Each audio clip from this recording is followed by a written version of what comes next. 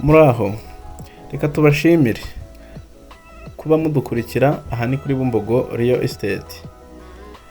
Iyo nakunze ahantu mba nshobora kuhakundisha undi muntu. Aha hantu reka mpagukundishe uhakunde, kuko ni ahantu hazakugirira umusaruro, cyangwa nuhagura mu buryo bwo gucuruza uzunguka cyane, bitewe nuko igiciro hariho kiri hasi. Impamvu nashyizeho miliyoni 15 ni ukugira ngo uze unegosiye. Sinavuga ngo miliyoni 7 ushobora kuza ugahita uvuga ngo miliyoni 5.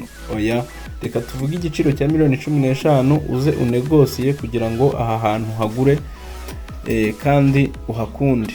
Urabona ko ni ahantu heza kandi hakoreye amasuku. Ni inzu ushobora kuza ukaba wazikoresha mu buryo bugiye butandukanye bitewe n'icyo ushaka, kuko ni inzu utazaza ngo wirwe ushikiraho andi mafaranga kereka ubushake bwawe.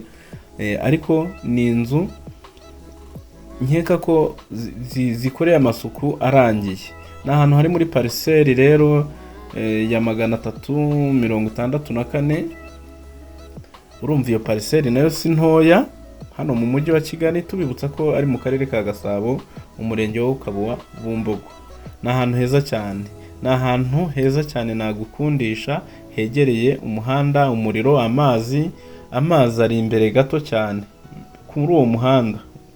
Mbese uva ku muhanda nta metero umwe, nta munota umwe urimo, umunota umwe rwose uba wahageze. Urabona ko harimo n'andi mazu y'amanex mu gikari inyuma, rwose harimo amazu y'amanex.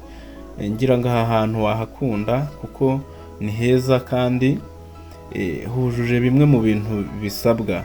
Ntago hakora ku muhanda, hari agapariseri gato gatuma hadakora ku muhanda, ariko ni nkaho ari ku muhanda. Ni ahantu heza cyane.